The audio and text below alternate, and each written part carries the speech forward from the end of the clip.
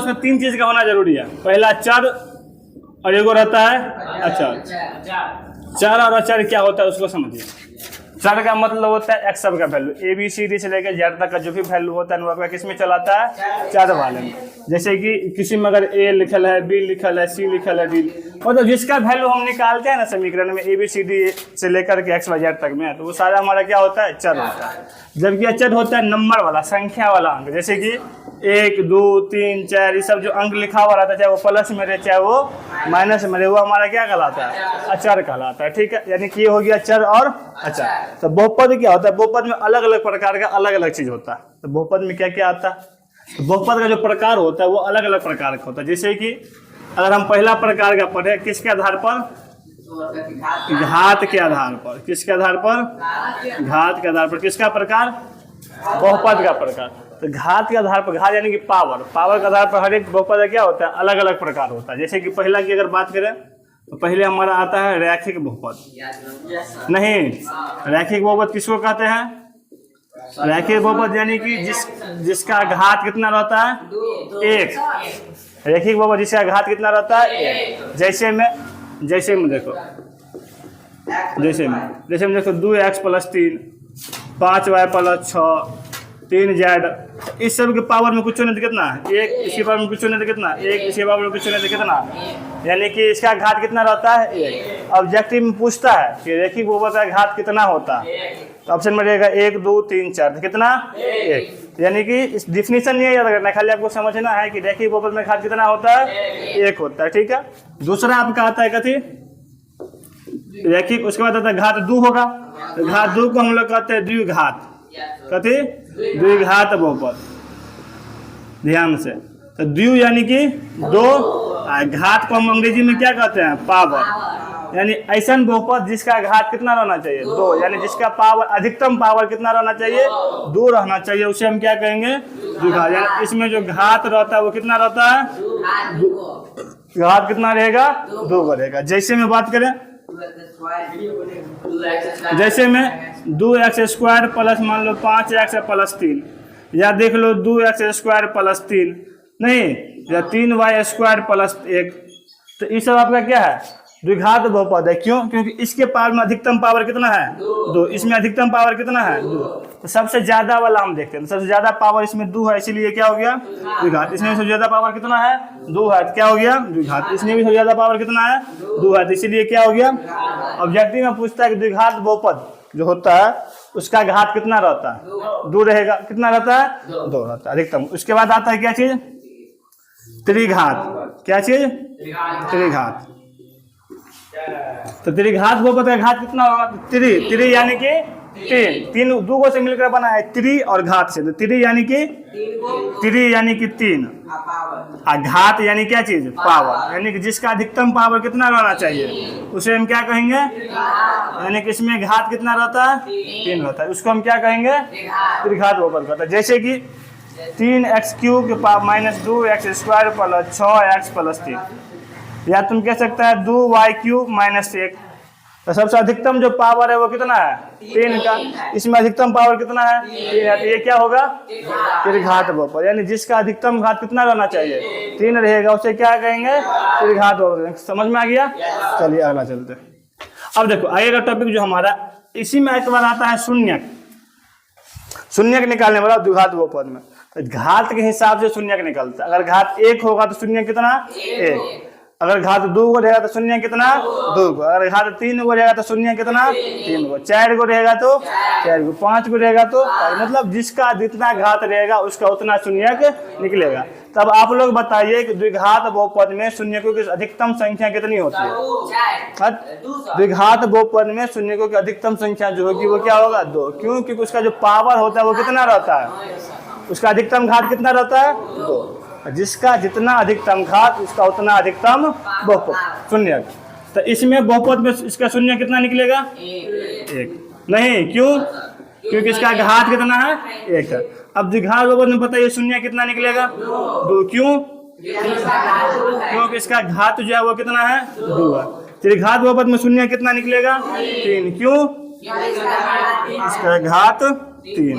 तो ये हो गया आपका शून्य कितना निकलेगा, 3। ठीक है। अब देखो ये तो था घात के हिसाब से। उसके बाद 9वां में अगर पढ़ा होगा तो वो होता है एक बार पद के आधार पर भी आता है कि पद के आधार पर भी घात का अलग अलग प्रकार होता है, एक पदी, द्विपदी, त्रिपदी, इस हिसाब से। किसके आधार पर? घात के आधार पर तो हो गया, रैखिक, द्विघात और त्रिघात। अब किसके आधार पर?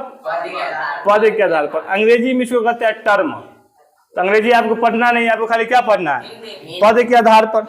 ये ऑब्जेक्टिव में उसे पूछता नहीं है, फिर भी हम समझा देते हैं हल्का हल्का कि पद के आधार पर एक होता है एक पदी, दूसरा होता है द्विपदी और तीसरा होता है त्रिपदी। ठीक है, चौथा वैसे ही आगे बढ़ते जाता है, जितना ज्यादा टर्म रहेगा उस हिसाब से। तो एक पदी यानी कि एक पद, तब उसमें पावर देखेंगे नहीं, उसमें तब पावर नहीं देखते, खाली पद देखते। जैसे कि इसमें जैसे में क्या हो जाएगा, इसमें पदों की संख्या कितना, इसमें जो है वो पदों की संख्या कितना हो जाएगा? 1। जैसे कि देखो 3x की पावर 3, इसमें क्यों पद है? अगर इस घात के हिसाब से बात करते तो इसमें अधिकतम घात कितना था? 3, तब तो ये त्रिघात बहुपद में जाता। लेकिन इसमें बात हम पद के आधार पर कर रहे हैं, तो पद इसमें क्या होता? 1 होता। जैसे कि देख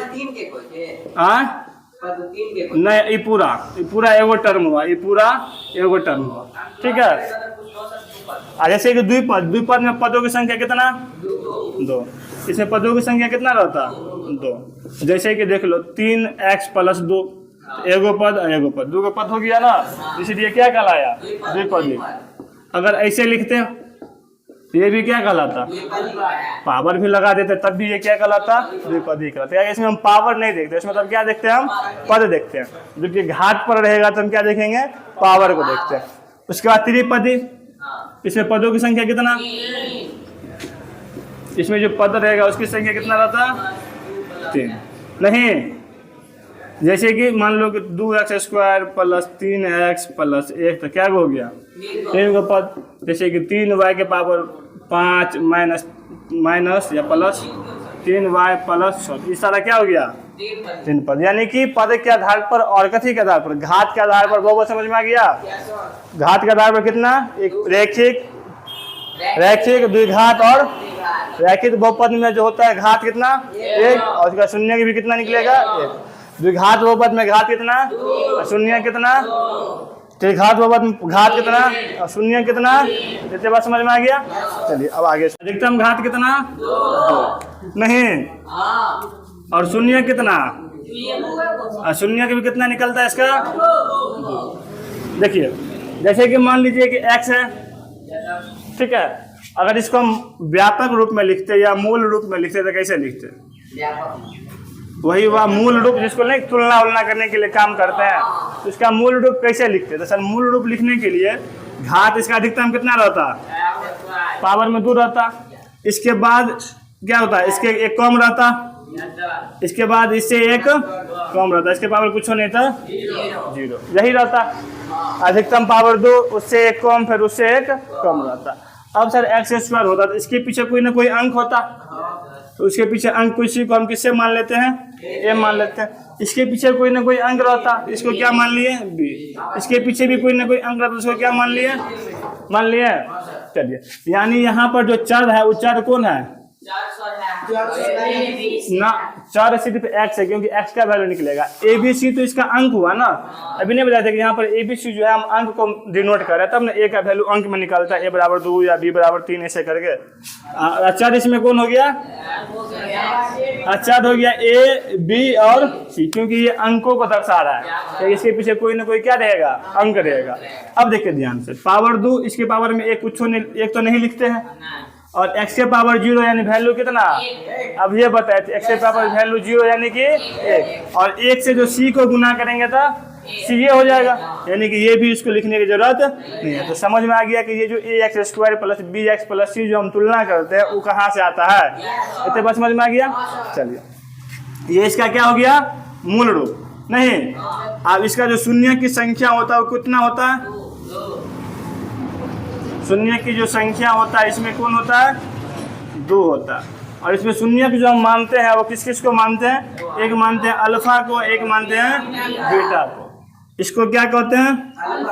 अल्फा कहा जाता है। नहीं, इसको क्या कहा जाता है? बीटा कहा जाता है।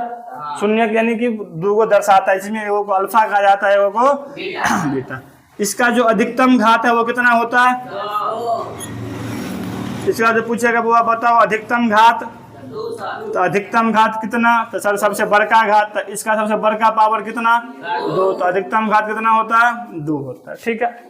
नहीं, कभी कभार सवाल में क्या पूछता है कि आपके शून्यकों का योग, शून्यकों का योग नहीं, तो शून्यक हमारा कौन कौन है? शून्यक हमारा कौन कौन है? एगो है अल्फा, एगो बीटा। तो योग यानी क्या चीज? जो इसको हम ऐसे भी लिख सकते हैं, अल्फा और बीटा दोनों का क्या चीज? जोड़। नहीं, तो फॉर्मूला क्या होता है? -b और बट्टा में। अगर इसको हिंदी में लिखें तो लिख सकते थे, लेकिन आप यही याद रखिए, आपके लिए यही जरूरी है। उसके अलावा क्या पूछता है? इसके अलावा आपको पूछ देता है शून्यकों का गुणनफल। शून्यकों का गुणनफल क्या चीज? गुणनफल। गुणनफल यानी क्या चीज?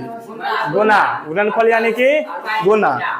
तो गुना यानी क्या चीज? अल्फा और गुना में बीटा। इसका फॉर्मूला क्या होता है? C/A। उसके अलावा देखो कभी कभार क्या रहता है, सवाल बहुपद आपका दिया रहेगा और कहेगा शून्यकों का योग निकालिए और शून्यकों का गुणनफल निकालिए। तो सवाल जैसे कि ऐसे रहेगा सवाल में, हाँ अभी तो लिखवाए हैं शून्य की संख्या 2 लिखवाए है ना। देखिए तो ऐसे सवाल पूछेगा आपके एग्जाम्पल में कि द्विघात बहुपद जैसे कि 2x² - 5x + 3 के शून्यकों का योग तथा गुणनफल ज्ञात करें। ठीक है, इस तरीके से अब क्या पूछ देता है, कभी कभार बोर्ड में सवाल पूछ देता है। इस तरह के सवाल को कैसे बनाएंगे, तो हमें निकालने के लिए क्या कर रहा है, शून्यकों का योग और क्या चीज गुणनफल। तो शून्यकों का योग जो निकालेंगे, तो शून्यकों का योग निकालने का फॉर्मूला क्या होता है हमारा, अल्फा जोड़ बीटा बराबर क्या चीज -b/a, और गुणनफल का क्या होता है C/A। तो चलिए इसको जो अगर हम हल करेंगे तो कैसे करते हैं, तो पहले जो हमारा बहुपद है उसको लिखिए। नहीं, इसके अलावा कुछ होने दिक्कत थी जी। इस बहुपद से मैं निकालने के लिए क्या बोला, निकालने के लिए बोला शून्यकों का योग और शून्यकों का गुणनफल। तो कैसे निकालेंगे, ठीक है, तो ध्यान से देखिए। तो सर शून्यकों का जो गुणनफल निकालते हैं योगफल यानी कि अल्फा जोड़ बीटा, शून्यकों के योगफल को हम लोग क्या कहते हैं, अल्फा बीटा। क्या फॉर्मूला होता है, अब -b/a। अगर b हमें पता देगा, a पता रहेगा तब ना हम लिखेंगे। तो b निकलेगा कैसे, तो b निकलेगा आपके व्यापक रूप से क्या करके, तुलना करके। नहीं तो तुलना करिए तो उसके लिए पहले क्या लिखना पड़ेगा आपको, ax² + bx + c = 0 से क्या करने पर, तुलना करने पर। तो a कितना होता, a हो जाता 2, b कितना होता -5, c कितना होता 3 होता। तो अब हम निकालते हैं अल्फा जोड़ बीटा यानी कि शून्यकों का योगफल, तो -b/a, तो ये तो माइनस और b कितना -5, तो इसको ब्रैकेट में रख लीजिए, और a कितना 2, तो माइनस और माइनस +5/2। यही आपका हो गया आंसर, योग निकल गया। अब क्या निकालना था, गुणनफल को क्या कहते हैं, alpha into beta. Alpha into beta को क्या कहते हैं, C/A। तो C कितना 3 और A कितना 2, यही आपका क्या हो गया, ठीक है। इस तरीके से हम क्या करते सवाल को निकाल सकते। कभी कभार क्या रहता है, आपको सवाल में दिया हुआ रहेगा कि शून्यकों का क्या चीज योगफल और गुणनफल दिया रहेगा, और आपको कहेगा द्विघात बहुपद ज्ञात कीजिए। ठीक है, 2 नंबरी में अधिकतर पूछता रहता है। जब हम द्विघात बहुपद निकालेंगे तो किस प्रकार से निकालेंगे, क्या चीज, द्विघात बहुपद। तो उसके लिए फॉर्मूला होता है x² - अल्फा जोड़ बीटा इंटू में x जोड़ अल्फा बीटा। नोट कीजिए, ये द्विघात बहुपद का क्या होता है फॉर्मूला, जब योगफल और गुणनफल दिया रहेगा तब हम इस फॉर्मूला से क्या निकालेंगे, द्विघात बहुपद। चलिए इसको उतारिए।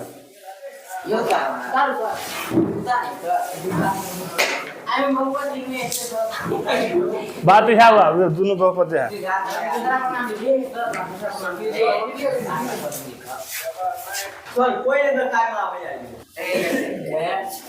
देखो अब जो बात होगा वो किसके बारे में बात होगा? ये घात बहुपद के बारे में। बताए थे इससे पहले कि घात के हिसाब से शून्यक होता है, तो तेरे घात बहुपद में कितना? घात कितना? घात 3 और शून्य कितना? शून्यक भी कितना निकलेगा? 3 निकलेगा। अब इसमें शून्यक जो है वो किस किस को मानते हैं? जैसे कि द्विघात बहुपद में शून्य क्या वो था? 2 गो, तो उसको क्या माने थे? Alpha beta. इसमें 3 गो है। तो इसके पहले सबसे पहले हम शुरुआत से चलते हैं कि मूल रूप क्या होता है, किस प्रकार से बनता है। जना कि द्विघात बहुपद में हम समझे कि मूल रूप अभी तक याद किया हुआ था कि ax² + bx + c, लेकिन किस प्रकार से होता था पता नहीं था। वैसे ही अब इसमें चलेंगे कि त्रिघात बहुपद का जो मूल रूप होता है वो किस प्रकार से होता है। तो त्रिघात बहुपद है तो घात कितना होगा? यानी कि x के पावर जो भी होगा उसके पावर में कितना होगा? 3। अब मूल रूप हमेशा प्लस में ही रहता है, इतना ध्यान रखना। मूल रूप कभी भी माइनस में नहीं रहता।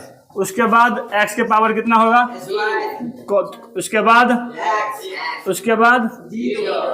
0, यानी ये इसके मूल रूप में आएगा।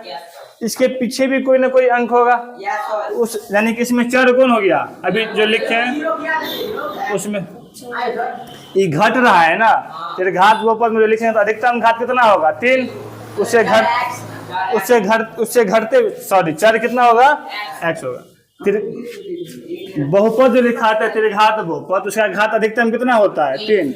उसके बाद वाला जो भी उसमें पावर होगा उससे कम होगा, तो इससे कम 2, उससे कम 1, फिर उससे कम 0। तब इसके पीछे कोई ना कोई अंक होगा, उस अचर पद को हम a से, इसके पीछे वाले को b से, इसके पीछे वाले को c से और उसके पीछे वाले को d से क्या करते हैं? नोट करते हैं।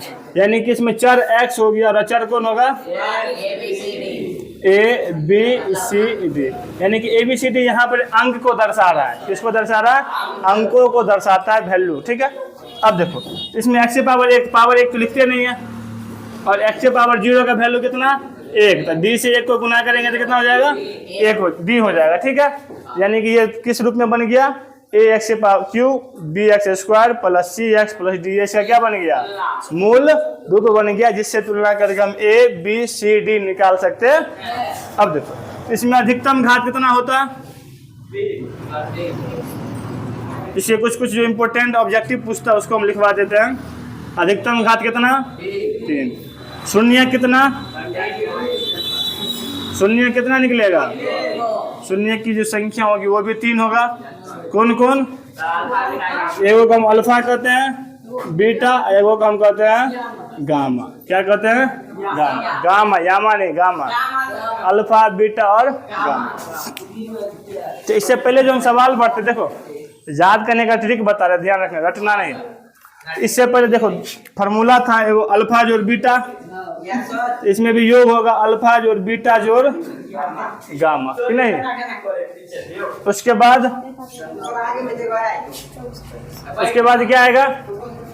देखो उसके बाद आता है अल्फा बीटा जोड़ बीटा गामा जोड़ गामा अल्फा। उसके बाद आता है तीनों का गुणनफल, अल्फा बीटा जोड़ बीटा गामा जोड़ गामा अल्फा। इसमें मतलब हुआ कि योगफल क्या चीज? शून्यकों का योगफल।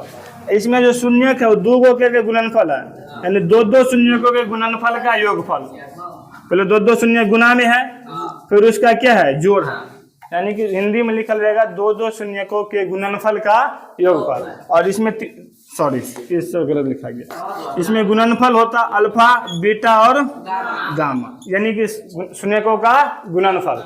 तो देखो फार्मूला का ना याद रखेंगे। शुरू वाला तो ए लिखाएगा नहीं, पहले लिखाएगा बी, ए हमेशा बट्टा में, फिर सी, फिर बट्टा में, फिर लास्ट में क्या है? डी बट्टा में। ठीक है। माइनस प्लस माइनस फार्मूला तैयार। यानी क्या बना? अल्फा जोड़ बीटा गामा बराबर -b बट्टा a, alpha beta beta gamma gamma alpha c बट्टा a, alpha into beta into gamma -d बट्टा। फार्मूला करना याद किए तो पहले बी फिर सी फिर डी। ए सब के नीचा में आएगा कि नहीं? ए सब के नीचा में आ गया। अब माइनस प्लस में कैसे आएगा, शुरू वाला माइनस फिर प्लस फिर माइनस। देखा होगा द्विघात बहुपद में पहले माइनस बी बट्टा है और फिर सी बट्टा है, तो माइनस प्लस दुई होता था, इसमें माइनस हो गया प्लस हो गया, और तो प्लस नहीं ना लिखते हैं इसीलिए नहीं लिखे। ठीक है, फार्मूला याद हो जाएगा। कैसे सवाल इसमें क्या बताया, रुक जाओ। जैसे कि इसमें सवाल देगा त्रिघात बहुपद के शून्यकों का योगफल निकालिए, वैसे एग्जाम के बोर्ड में ना के बराबर त्रिघात बहुपद से सवाल पूछा जाता है, नहीं है के बराबर पूछा जाता है। अगर ऑब्जेक्टिव में पूछेगा तो एगो पूछेगा, तो वो जैसे कि ये पूछेगा इसमें से बताइए कि अल्फा जोड़ बीटा जोड़ गामा बराबर क्या होगा, तो ये फार्मूला याद रहेगा। माइनस बी बट्टा है तो बी का वैल्यू तुलना करके निकाल लेगा, ए का वैल्यू पता ही रहेगा, बैठा दो। ठीक है, सब्जेक्टिव में नहीं के बराबर सवाल पूछता है त्रिघात बहुपद, लेकिन फिर भी हम इसको क्या करेंगे, जब सवाल पर चलेंगे तो बताएंगे। ठीक है, बढ़ जाइए। देखिए अब जैसे कि द्विघात बहुपद निकालने के लिए हम फार्मूला लिखे थे, वैसे त्रिघात बहुपद को निकालने के लिए क्या आता है, फार्मूला आता है। तो हम इसको मिटाते हैं फिर लिखते हैं किसके बारे में, त्रिघात बहुपद। त्रिघात बहुपद में क्या होता है, तो पहले x से पावर कितना 3। अब देखो इसमें शुरू में ये है ना, इसमें क्या लगा हुआ है माइनस का फार्मूला, हम जाने क्या लगाइएगा माइनस, क्या चीज हो जाएगा अल्फा जोड़ बीटा जोड़, इससे पहले क्या आता है x से पावर 2। अब उसके बाद क्या आता है, इसमें सब प्लस में है तो प्लस यहाँ लिख देते हैं, plus alpha beta beta gamma gamma alpha into में x। फिर ये वाला फार्मूला किस में आया, माइनस में आया ना, यानी कि इसमें भी क्या बनेगा माइनस अल्फा बीटा और गामा बराबर में कुछ नहीं तो 0। ये आपके त्रिघात बहुपद का सारा क्या हो गया, जो ऑब्जेक्टिव से रिलेटेड सारा सवाल था वो आपका तैयार हो गया। ठीक है, ऑब्जेक्टिव जो आता है इसी में से आएगा। चलिए उतारिए इसको। अरे सवाल बताएंगे नहीं, पहले उतारो ना।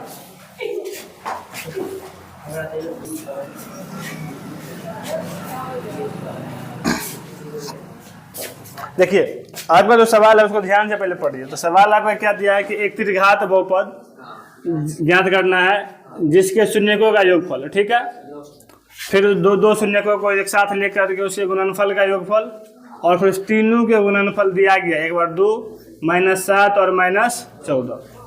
इसका क्या निकालने बोल रहा है, त्रिघात बहुपद। त्रिघात बहुपद में पता है कि सर शून्य क्या को होता है, 3 गो, एगो अल्फा एगो बीटा एगो गामा।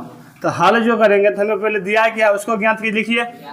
तो देखो क्रमशः का मतलब क्या होता है कि शुरू में जो देल है वो शुरू वाला वैल्यू, बाद में जो देल है वो बाद वाला का वैल्यू, उसके बाद जो देल है वो उसके बाद वाला का वैल्यू होता है ना। तो हमारा जो सवाल है उसमें पहले मोबाइल से चल रहा है, क्या हुआ बात बताओ। ग्रुप के बढ़िया बनाता है, अच्छा हम कर देंगे। देखिए तो इसमें क्या पहले क्या दिया गया, देखो शून्यकों का योगफल।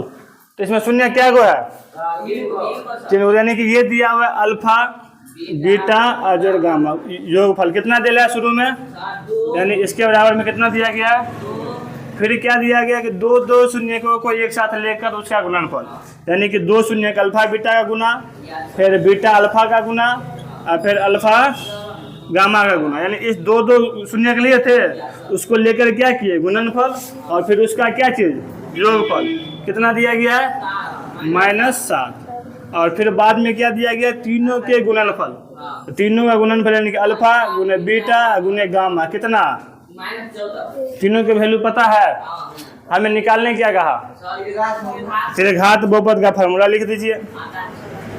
अब ये लिखवाए थे ना, तो त्रिघात बहुपद बराबर क्या फार्मूला लिखवाए थे, x3।